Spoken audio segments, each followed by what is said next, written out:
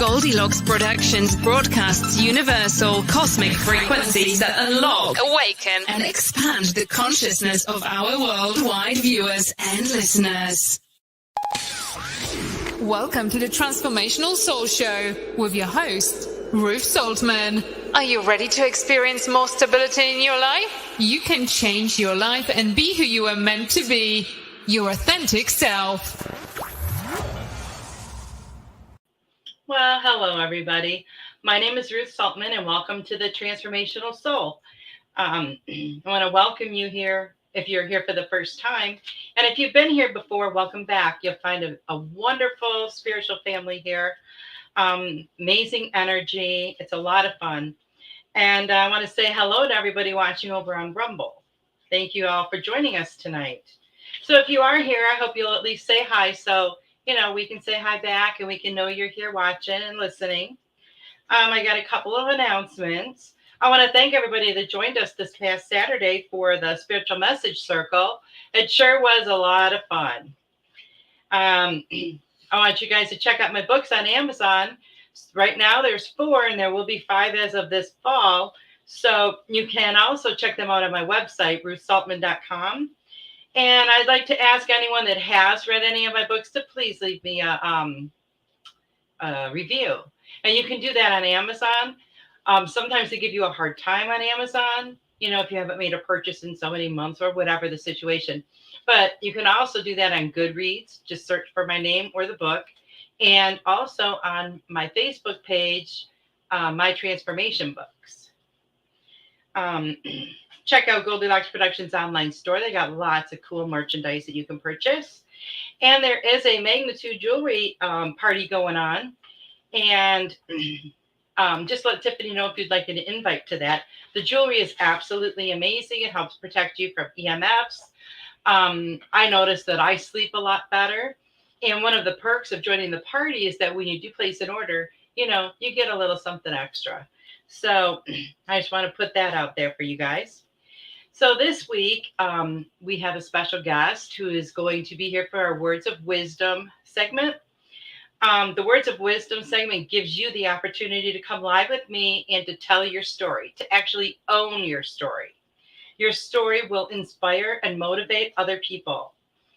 Without a doubt, no matter what experiences you've gone through, they will inspire someone else.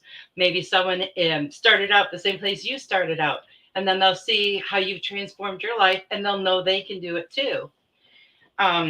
So today, Heather Hunter is going to be here to own her story, and I'm really, really excited. Heather is a single mother of 2 beautiful girls. She currently works as a digital forensic analyst for CS Disco. Her goal is to one day become a published author. Let's welcome Heather.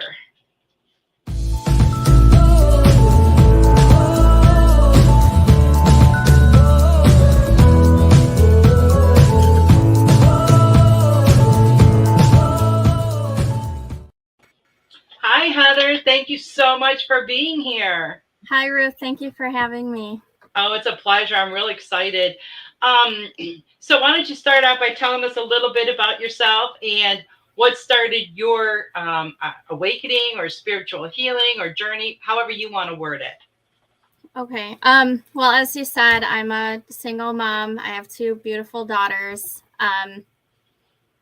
And I guess my spiritual journey or my transformation journey started back in 2011.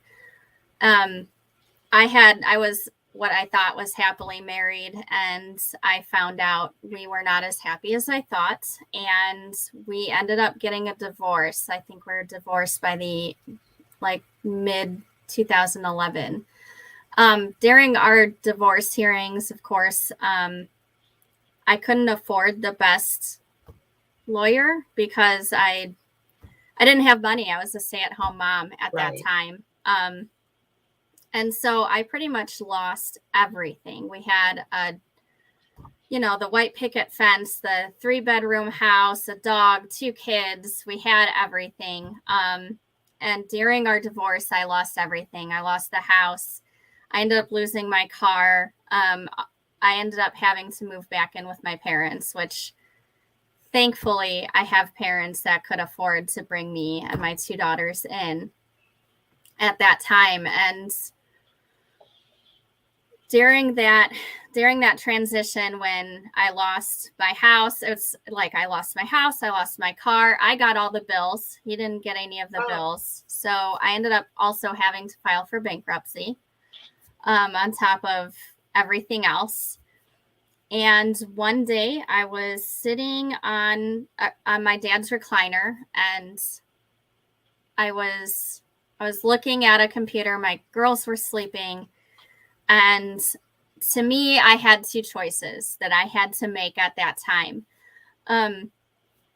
Do I find another guy that's going to take care of me, that's going to help support me and my children, and possibly lose it all again in the next couple of years? Or do I go out and get it all back by myself? And honestly, with 2 kids, there was no choice. My only choice was to go and get it all myself.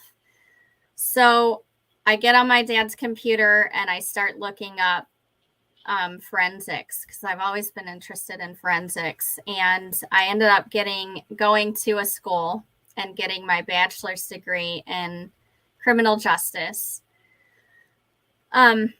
During that transition from being, not having a house, having 2 children, and starting school,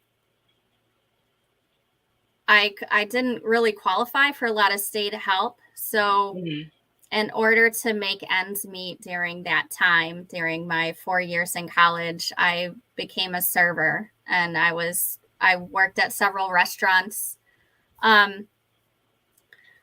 throughout the 4 years that I was putting myself through school. So I was a full-time server. I was going to school full-time. I had my girls full-time. That's a lot. Yeah. That's a lot on the plate. Yeah. And the whole time I was like, okay, digital forensics, is this really going to be a career that I'm going to be able to break into? Am I going to be able to do this? Because I didn't want to be that statistic where I went to school and I worked my butt off and then I didn't go anywhere. Yeah. Right.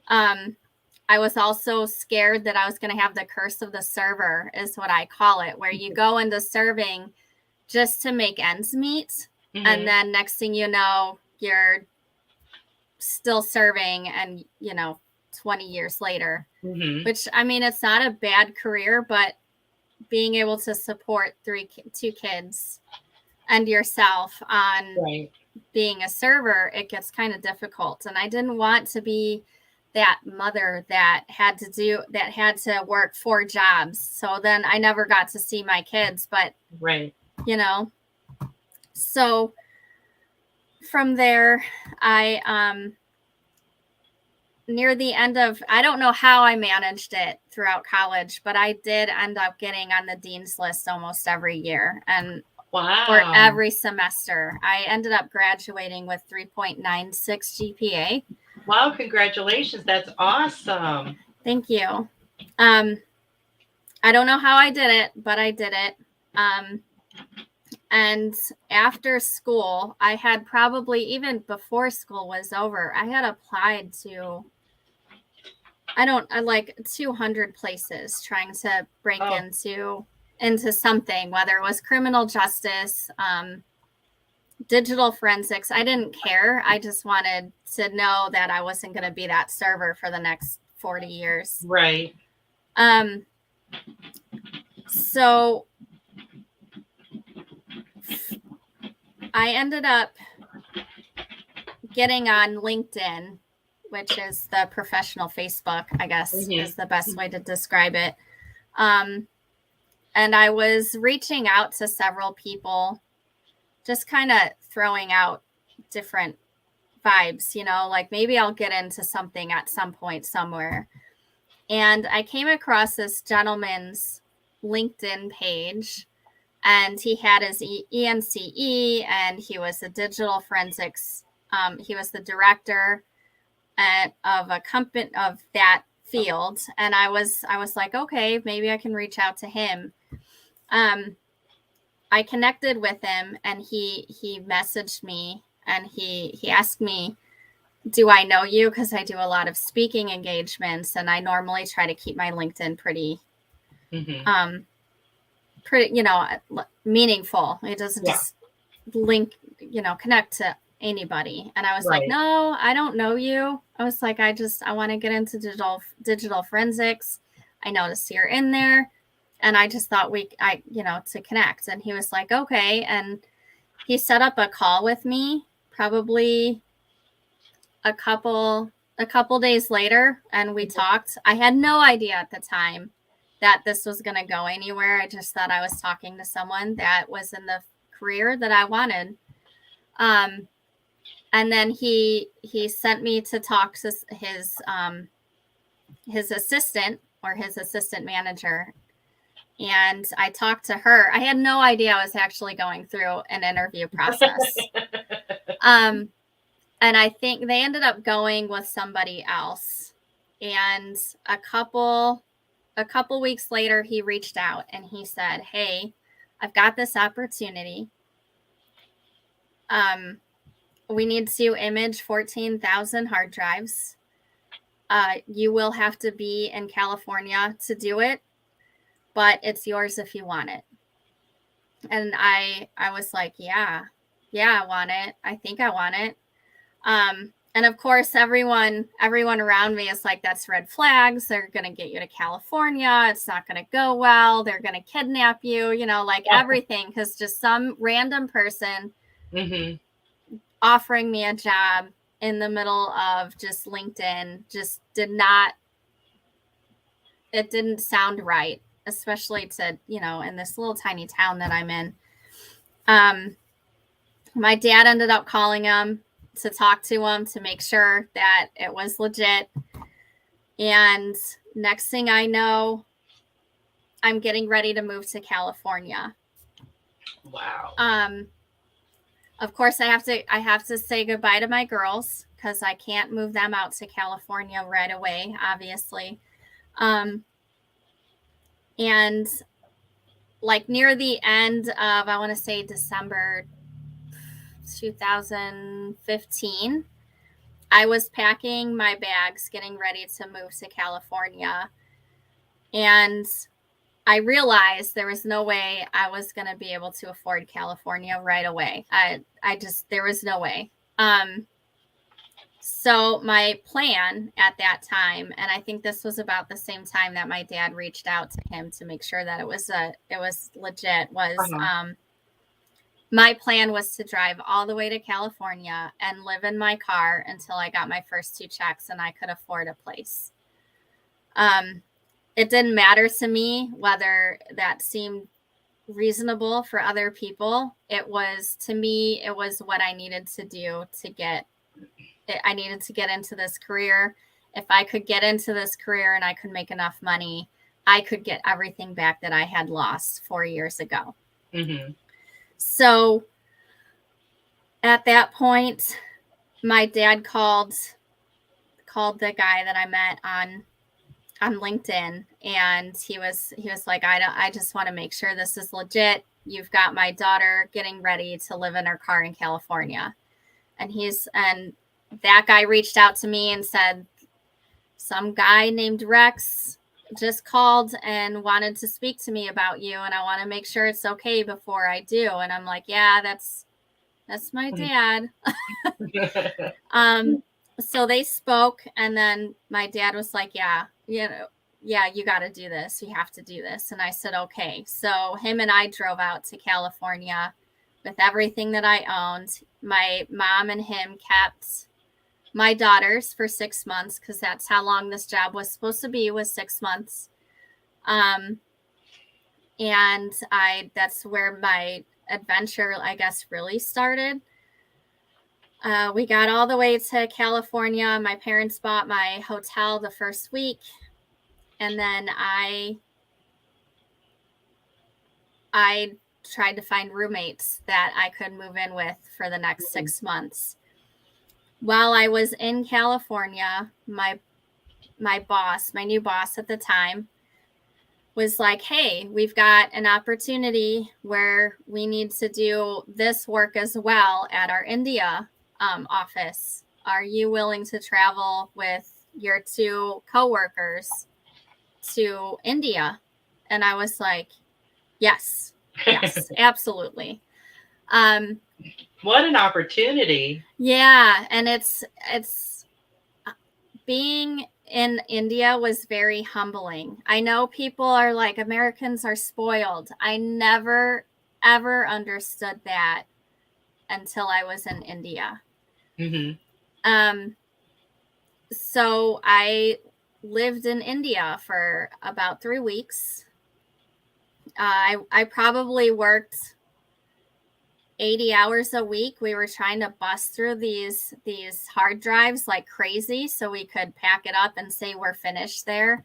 Mm-hmm. I don't think we made it. I don't think we made the goal. We ended up having to pack and leave without having all the hard drives imaged or knowing who the custodians were. I got back to the United States, and he extended my contract another year.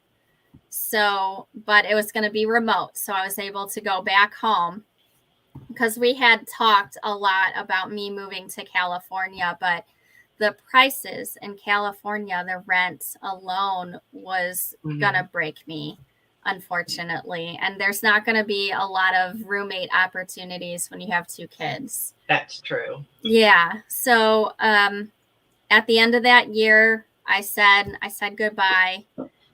I still talk with him. Him and his family came to visit a couple months ago when they were traveling. They were doing the Route 66 travel. And then I ended up back at home with my girls finally. And I needed a new job. I was out of a job and I was so scared that was going to be a fluke, right? Okay, I just had this awesome job. I busted into digital forensics, and now what am I going to do?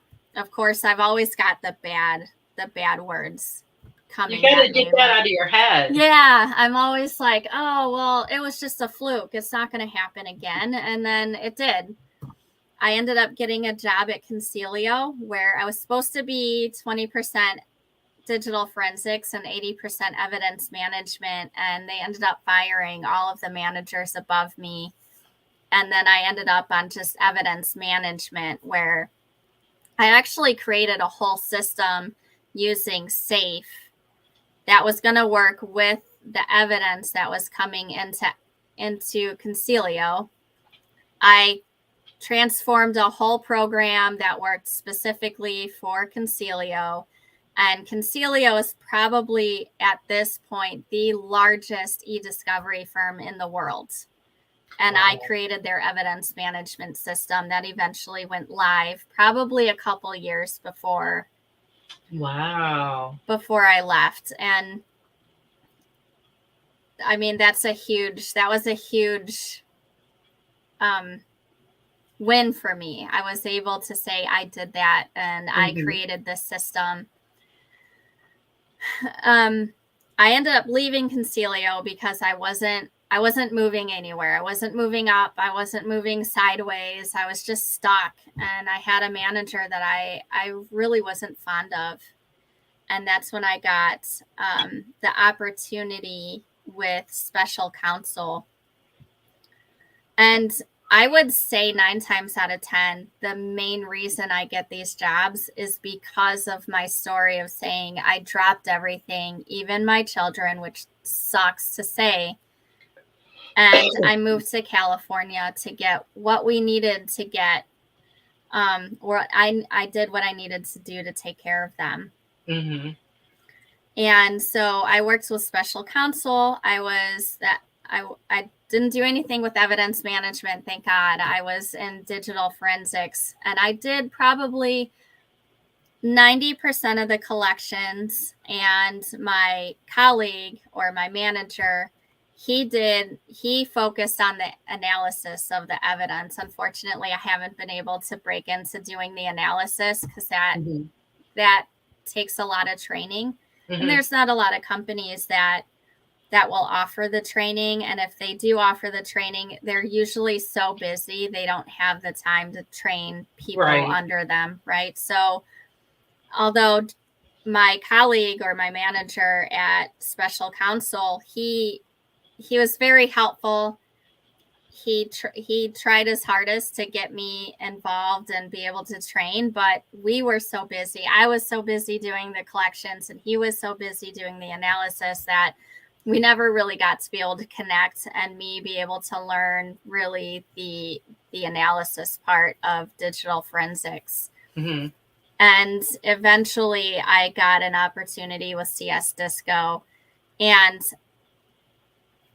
surprisingly, Special Counsel was going to counter and try to keep me, but the director of forensics found out that Concilio had actually bought Special Counsel probably a month before I got this position, and he knew there was he wasn't going to ask me to stay, knowing what Concilio had done to me. So he let me go, and I ended up at CS Disco, where they're actually training. They're actually going to buy training. They've already bought training for me.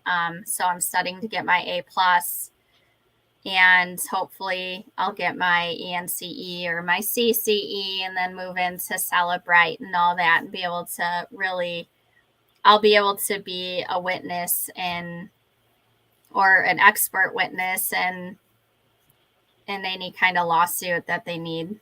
Wow. But that's further down the line, I think. Mhm. But the best part of all of this, I mean, I've been working, I work like 40 to 60 hours a week, and thankfully I work from home, so I'm always here for my girls now. But during this growth, between losing everything that I could have, that I lost, and today, I can happily say that in 2015, I bought my own house, and we now have a puppy. So I am able to care for my girls without asking for help. I know I've reached out to my parents probably a million times. I need groceries. I need help. And they were always, okay, here, we'll help you. If you need anything, let me know. But it's finally got to the point, probably over the past 3 years, that I haven't needed to ask for help. I haven't needed to ask for groceries, or can you pay this bill or that bill. It's all been me. I bought our house. It started out a 2-bedroom, 1-bath house, which with teenage girls doesn't work at all. So I actually got an addition to my house this year. So now it's a 3-bedroom, 2-bath house. And yeah, I mean, and that's going to increase your resale value too. Yeah, it is. Yes. And you did it all yourself. Yes. I mean, of course, I had the support of my parents or my boyfriend, or right. but when all that happened and your life just fell apart, you could have just said screw it. Yeah. But you should be so proud of yourself, and what a great example and role model you are for your daughters. Yeah. When I was sitting on the recliner that day, and I was looking at the laptop, and I was like, okay, what can I do? I had 3 goals that I had wrote down, or I at least had saved away in my head. And that was, I wanted to get my house back. I wanted to be able to support my girls on my own. And I wanted to get them to Disneyland or Disney World. I bought our house in 2015. I think it was 2015. I'm now supporting myself I don't get it. Nobody's had to help me in the last couple of years anyway. And I got them to Disney World. Oh, that is awesome.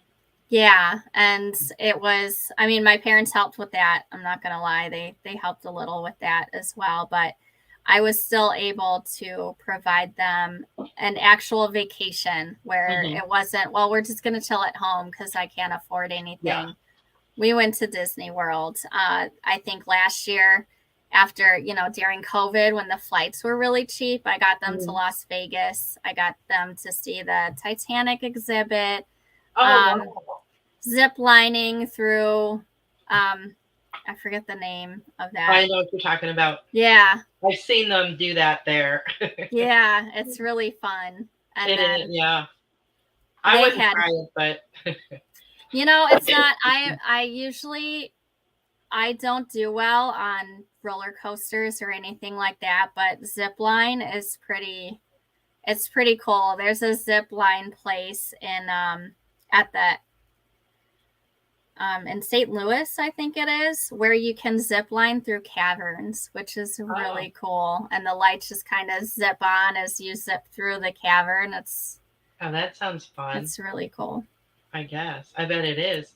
So how has this changed how you feel about yourself?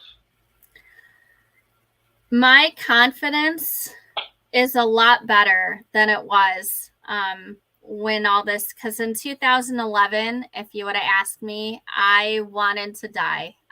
My depression, I had seriously hit rock bottom. I was, I'm fat. I have 2 kids. No one's going to want me. I lost everything. I'm living at home with my parents out here in Indiana. What am I going to be able to do to support them on my own? I'm just going to be trapped in another relationship and they're going to take it all away because, it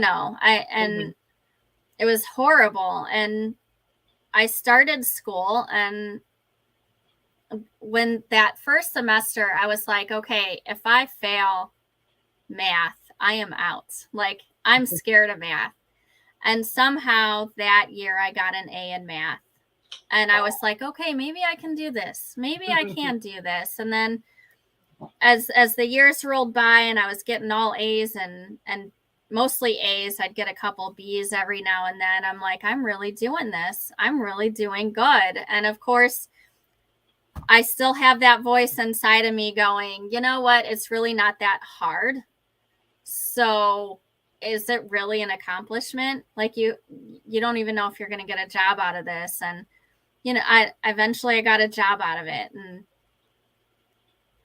today, I still question myself. I still say bad things to myself about myself, but I am so much better now than I've ever been. I'm more independent. If someone tells me I can't do it, I will totally do it. And I will rub it in your face later. Like, you remember you told me I couldn't do it. But yeah, I definitely have a better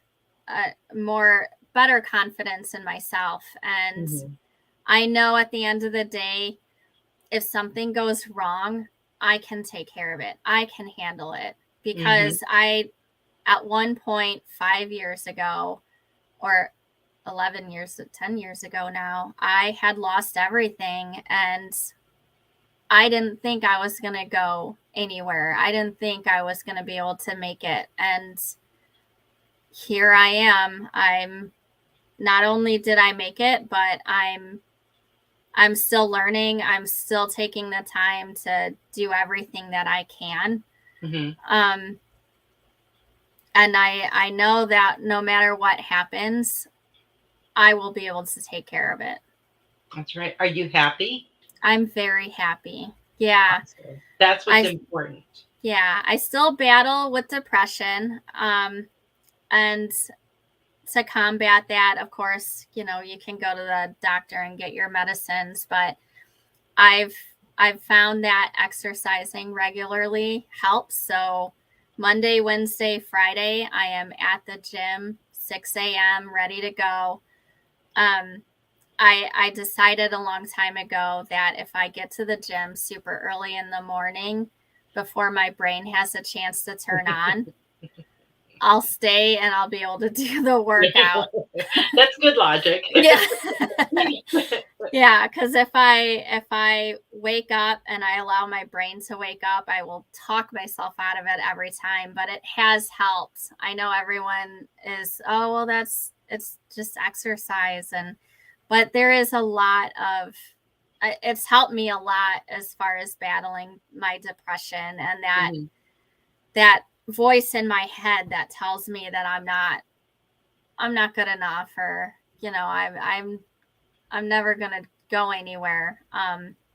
It does help fight that. And of course, now I've got a puppy, so she helps me. She helps me a lot too. I mean, she's so happy and loving. And even like if I'm sad, she's right there to lick me to death, I guess. I mean, she'll definitely lick you to death. But of course that helps. And then looking back, taking a step back and looking at my journey, where I started, how I'm doing. And that really helps too. Yeah. So when all of that happened and your world fell apart, you probably never dreamed anything like that would ever happen to you. Yeah. But when you were in that place, you probably never imagined your life would be what it is now. Exactly. And that's what I tell people, especially people that are at the forefront of a divorce. It sucks and it hurts and you're going to make mistakes. And I mean, I was not the best of people during the first couple of years of my divorce. I made lots of mistakes. But looking back, then I thought my life was over. Looking back, that was the best thing that could have ever happened to me. Had it not happened, I wouldn't have gone down the road that I've gone down. I wouldn't be where I am. I wouldn't have visited California or Vegas or India. I wouldn't have the friends that I have today and the supporters that I have today. So, I mean, divorce is horrible when you're going through it. But if you tell yourself, and this is what I find the most important is, just because, okay, like my divorce, I could easily say that wasn't my fault. I didn't do anything. I wasn't the best wife. I made mistakes, and at the end of the day, it wasn't even my choice to get the divorce. I had actually told him I wasn't going to grant the divorce until I felt he fought for me. And at that point, he said, well, I just don't think you're worth it. And that was a click for me. Like, okay, you know what? I am worth it. And as bad as I thought about myself, I knew I was worth it. And I went and I filed for divorce that day. And like I said, it could be, you could look at it and say, well, that wasn't my fault, and just, blame everything on everybody else. But at the end of the day, it's your life. It's your story. And just because someone came in and like just mulled over it, it's still your life, and now it's yours, and you have to clean it up. Whether it's your fault or not, it's your mess to clean up. Right. And if you play the victim, if you say, well, it's not my fault, they did it, that's fine. But you're not going to learn or grow from that. You have to find something that, okay, it's their fault, but it's still my mess to clean up. I still have to fix it. And I don't think I would have learned that lesson as well had this divorce never happened. Right. He taught me, like, okay, it might not have, he cheated. He said I wasn't worth it. That's fine. But I still have 2 kids I have to take care of. I still have a family that I have to be a good example for. And I'm not going to be a good example if I sit here blaming him my whole life. So, okay, it happened. Let's clean it up. Let's move forward and let's be better than we were the day before. That's a great attitude. Great attitude. Well, let's say hello to some people and see if anybody has any questions for you.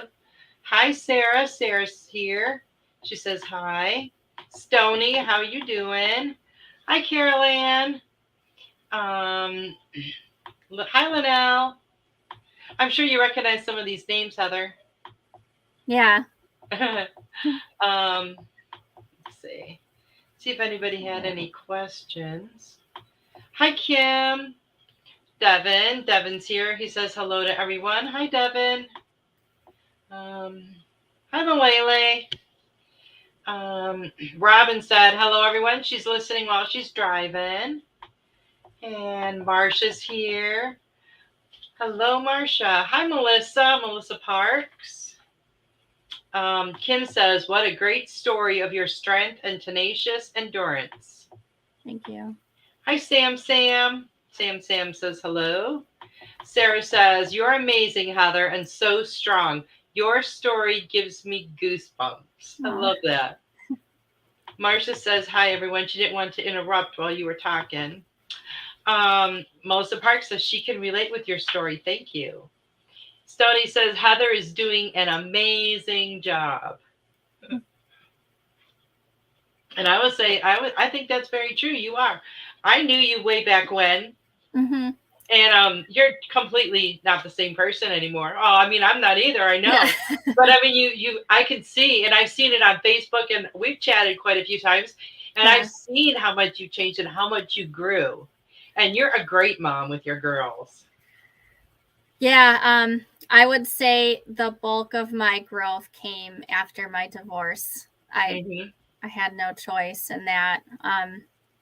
I've changed quite a bit in the last 10 years, especially like when you're a server. I was a server. I was a clown. I made people laugh. And then as I got into the corporate world, I grew even more, because you can't be that silly, stupid clown all the time, especially in the corporate world. But that's right. Veronica said, thank you for sharing your story, Heather. And Marcia wants to know if you still live in Indiana.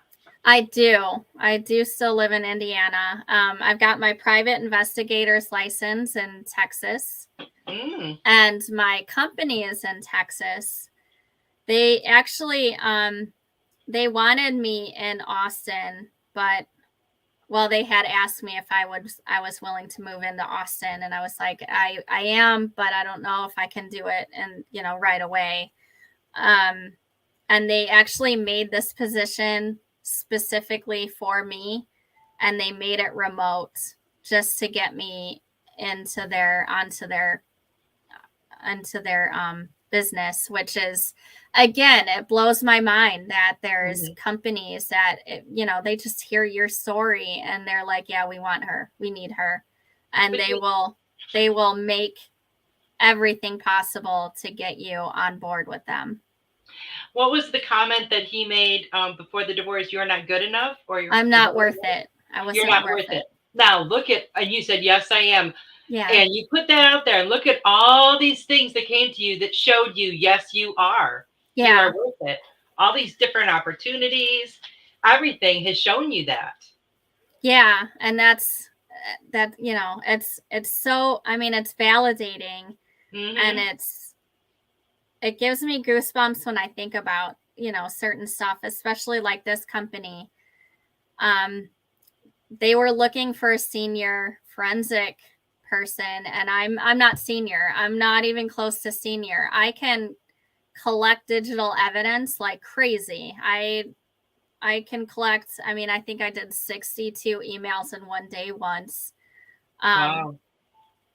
And I will sit at my computer from 6 a.m. to 10 o'clock at night if I have to get the work done. And for them to go, okay, the position we're looking for isn't available to you because you're not senior, but we want you so bad that we're going to create this position and we're going to make it remote just for you. It was like mind blowing. Like wow, that they really did that. Feels so good. Yeah. That's amazing. Sarah, Super Space Cookie, says she lives in Indiana too. Oh, does she? Mm-hmm. Hi, Carol. So is there anything else that you would like us to know, or any, last words of wisdom that you would like to depart on, everyone? Just to reiterate what I said, which was, I mean, when something happens, even if it's out of your control, it's still your life. You still have to clean it up, and you have the ability to do it. Nothing should hold you back. You should be able to move forward, and it's going to be difficult. I'm not saying like, oh, it's the easiest thing in the world. There were times when I felt like I was running on a treadmill. I knew I was making progress, but I wasn't going anywhere. And it gets frustrating, and you want to give up, but you can't, because at the end of the day, it's your life. You still have to live it. That's right. Well, Devin says, keep growing and never look back. Your story is amazing. Keep the light burning bright for others to follow your strength. Oh, thanks. And Kim wants to know if it's difficult to become a private investigator. She said she found out recently that she's good at finding out things people are trying to hide from my recent split up. So in Texas, it's not that hard at all. I think it cost my company $60, and I had to get my fingerprints. And then, of course, you have to pass a background check. So it probably took about 10 minutes of my time, and I think about an hour drive. Wow. So it's different in every state? Yeah. So I looked at Indiana, because naturally I was like, oh, I wonder about Indiana. Indiana is much more expensive. It's about, I think it was like $260, $300. Wow. It's a big difference. Yeah, whereas Texas, it was just the 60. Of course, I didn't have to pay for it. My company paid for it. But no, I mean, I don't think it's difficult. It varies from state to state on what you're supposed to do. You have to be able to, of course, pass a background check and then do fingerprints and all that. Wow. See if anybody else has any more questions. It doesn't look like it. Well, Heather, I'm so proud of you for stepping out of your comfort zone and coming here today. Thanks. How does it make you feel after saying everything that you said? So at first I was nervous. I was expecting to stutter like all the time. But I enjoyed it. After a little bit, I got a little bit more relaxed, and I was able to get everything out that I wanted to get out. Awesome. Without getting too in depth or boring anybody. I wanted to be able to wrap it up nicely so it made sense without boring everyone to death. Oh, I don't think anybody was bored. Well, thank you so much for being here. And I wish you, all the best. And, I can't wait to see where your journey takes you. Thanks. Wow, that was amazing. Heather Sarah said you did a great job. And I agree. You see how amazing that is to come on and just tell your story. And, you guys are all invited to do that. Come on, tell your story, own your story. It will change the way you feel about yourself. It will empower you. You can either message me on Facebook or email me at ruth@ruthsoltman.com. We can set up, a time for you to come on.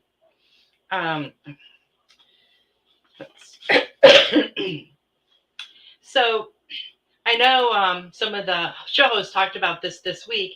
I want to talk to you about testimonials. If you enjoy this show or any of the Goldylocks shows, please write us a testimonial. Doesn't have to be long, just, a couple of sentences.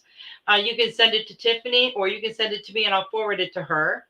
These testimonials will be put on the Goldylocks website, as well as our own individual websites, depending on who they're about.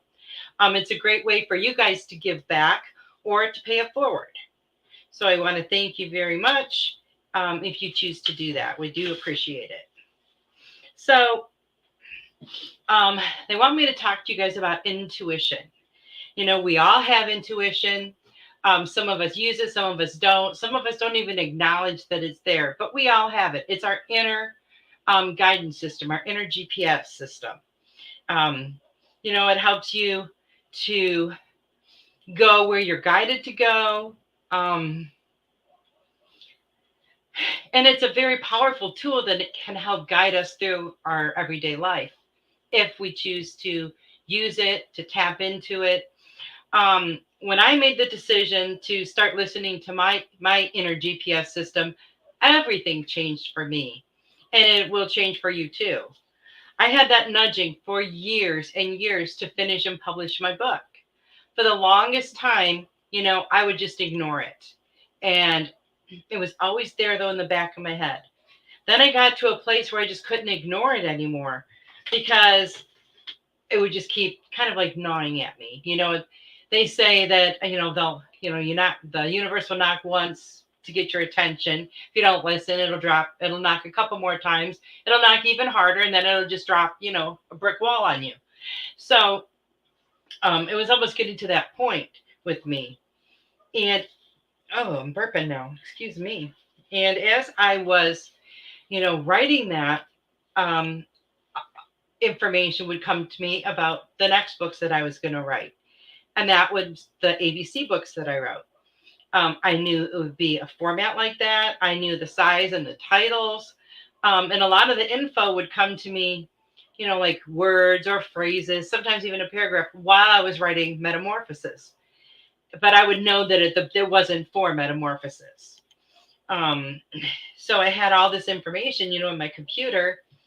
And, that's how I started doing that. I formatted the first book and just copied it for the other two, and then started just putting my information in there that I had already had guided to me, given to me, channeled to me, however you want to put it.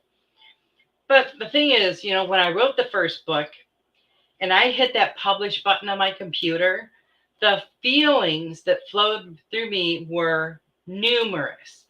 There was total joy. I was really proud that I had accomplished that, since I had been working on it for so many years. And I don't mean just like one or two. I mean, I started writing this, probably 10 years before I published it. And, I would start it and then I'd just leave it. And then I would get a little bit of inspiration and I go jot it down. And after then, it started adding up. It gave me a real sense of satisfaction of doing what I knew I was supposed to do. And as a result of that, hello, Joyce, nice to see you. As a result of publishing that first book, listening to my angels and guides to do that, I received a request for an interview from Laura Romero for her Angels and Healing Alight show. Shortly after that, this show transpired. As I was getting ready to publish my fourth book, which I published last month, I've been inspired or instructed or guided, whatever you guys want to call it. I mean, we each call it something different, to do some more things. So I've had a lot of different projects going on. Some things that, I might have had the idea a couple years ago, and I write down a couple things, and then it just starts snowballing and growing. One of the projects that I've been working on, I just finished today, so I'm pretty excited about that. And you guys will hear about that, in the coming weeks. I like starting my projects. Once I get inspired to do them, I like to do an outline, figure out, exactly where it's going to go. And then I just work on them as I get inspired to. I'll get, some words or a paragraph or whatever it is, and then I'll input it into my little outline. And then, all of a sudden they're finished. And I'm really excited, to see what comes next. And I've noticed that since I started trusting and listening, every time I complete something, I'm guided to do something else. And to me, it's like really exciting because there's always something going on, and I really enjoy that. My fifth book is going to be coming out this fall, and as far as I know, that's going to be the last one for a while. But that can always change, because I never in my life dreamed that I'd ever publish a book, much less be working on my 5th one. Never could I have imagined that. But the important thing is that you do listen to your intuition. You listen to your angels and guide. You listen to spirit. Whatever it is that is speaking to you, you listen. It will always guide you where you need to be. From the time, and I was inspired by these words today. This is why I wrote them down when they wanted me to talk about intuition. And as I was listening to Heather's story, so much relates to this. And I was thinking about it as she was speaking, and it just kind of blows me away. Because from the time I wrote my first few words until the time I wrote my last few, it was a huge, huge time of growth and evolution on every single level of my being. And, that's how it was for Heather. That's how it is for all of us. She talked about what it was like in the beginning and what it was like now, and how much growth there's been in between. And I'm the best version of myself than I have ever been. And I keep growing and I keep learning. Now those doors have been opened. I know my truth, and there's no going back. There's no going back. There's only going forward. I'm very grateful to myself that I finally decided to listen and to trust the information that I got. Because I would hear it a lot, for years, but I did not trust it 100%. And one day I just, that's it. I'm just going to start trusting it. And so that's what I did. If you are getting a nudging for something that you're supposed to do, it's not going to go away. It's only going to get stronger and stronger. And I know this from my own experience. When you finally decide to surrender, you will do so much healing and you will grow, grow, grow. And surrendering only means that you're getting out of your own way. That's all it means. You're not giving up your power. You're not, anything like that. You are just getting out of your own way, because that's what we do. We stand in our own way and we stop ourselves from doing the things that we know we should be doing.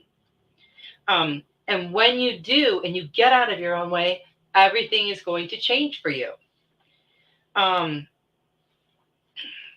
I said, never in my wildest dreams did I ever think I would publish a book, and now I'm on my 5th. Never in my wildest dreams did I ever think I would be here with you guys. But here I am. I'm following my true path, the one that I set out before I came here, even though I had no clue what it was. But I think I'm figuring it out. I'm figuring out what my purpose is. I'm honoring my path.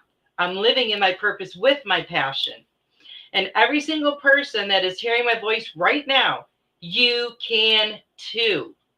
Don't think that you can't. You just have to decide that it's time to fully accept who you are and decide to live in your truth. And you can do it. We all can do it. It took me a long time to get here. It's not like this happened to me overnight. It's been, I first started my awakening in the 1990s. Now figure out that's quite a long time ago. But since 2010 is when real things really started hitting me hard. And, that's since 2010. That's when I've done the most of my growth up until now. But it wasn't anything that happened overnight. It took me a long time to get where I am. And it's a lot of work, but it is so worth it. I know that the rest of my life is going to be the best of my life. I know that, and I look forward to every single day. I can't wait to see what's going to happen next. Do you want to stay where you are, where it's comfortable and cozy? Or do you want to live your best life ever? It really is a no-brainer. The good news is that you can start right now, wherever you are. Just make the decision and move forward. The only thing stopping you is you. Surrender. Get out of your own way. Let's see. So that's what they wanted me to talk to you about. Intuition. And I mean, I've always known I had that little voice speaking to me, my intuition. But, you know, I think, yeah, well, maybe that's me that wants that to happen. And it's not really that little voice. And after years of, listening to it and making the opposite, decision, then it really helps you learn to start trusting it, because you always know in your gut what the truth is, or what, like, if you have a decision to make, like between two things, in your gut which one you want to choose, or which one you should choose. It might not always be the one you want, but which one is the true one for you, what would help you express your truth. And sometimes we'll listen to that and sometimes we don't. But when we don't, it seems like it doesn't work out for us. So we have to stand in our truth and we have to live in our truth. And when we do that, it helps other people to do that as well. Robin says, thank you for sharing your story, Heather. You have such an incredible journey, Ruth. Oh, you're such an inspiration. Oh, thank you, Sarah. Hooray. Can't wait for your next one. How exciting. Well, it's going to be a few months yet because it's not going to be till fall. But, we'll see. I'll let you know when I know more. But, it's not hard to step into your truth. It's not hard as you think. A lot of the work is healing, those past issues, because you have to be able to get past that stuff, right? And it makes your head a lot clearer and you're able to focus better. And maybe you don't recognize what your truth is right now. I'm sure there's a lot of people out there that don't. But once you start doing that healing, you're going to recognize yourself. You're going to recognize who you are at your very core. You will know your truth, and then you'll be able to walk in your truth.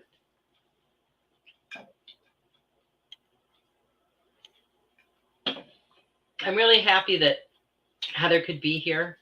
Heather and I used to work together like 2000 and I want to say before 2010. So I've got to see a lot of the changes that she's made in her life, a lot of the important decisions that she's made. And she shared a lot of her pictures on Facebook of when she bought her house and when she took her kids to Disney World. That was just so amazing. But it's, she's been on this amazing journey. And if she would not have, stepped up and said, you know what, I am worth it. I am going to do this, and I know that was her inner voice, her, guiding her intuition that said, this is where you need to be. And she could have said no. She could have just sat back, and her and her kids would probably be in the same situation they were 10 years ago. But she did it. And I'm so proud of you, Heather, and so proud of you for coming here and sharing your amazing story. And I know you've inspired other people. And you should, wake up every morning feeling so good about yourself because, the decisions you made got you to where you are now. And you're in a really good place and it's really exciting. And you're such a great role model for your girls. So they're going to grow up to be, great women, just like you. Thank you so much for your super sticker, Heather. I really appreciate that. Heather says, thank you so much for having me. You are so very welcome. Sarah says, thank you for sharing your story, Heather. I know that your story will inspire someone else, maybe someone who just found out they're getting divorced and they feel like it's the end of the road for them. A lot of us have been in that situation before, and a lot of us could relate to your story. Marcia says, God bless you, Heather. But remember, we all have a story to tell, and we all need to come on and own our story. So I'm hoping that a couple of you will message me that you want to be on Words of Wisdom. Next month, my Words of Wisdom guest will be Heidi Petey, and I'm looking forward to that. Sam says, thank you for sharing, Heather. See, everyone appreciates it. I know I sure do. But it looks like we're out of time for tonight. So I just want to tell you guys, I Hope to see you back next week. Next week we will be talking about, I already know, let's see, loss, grief, and healing. So that's what we'll be talking about next week. So hope you guys all have a really great week. I will see you next week. I love you all. Good night.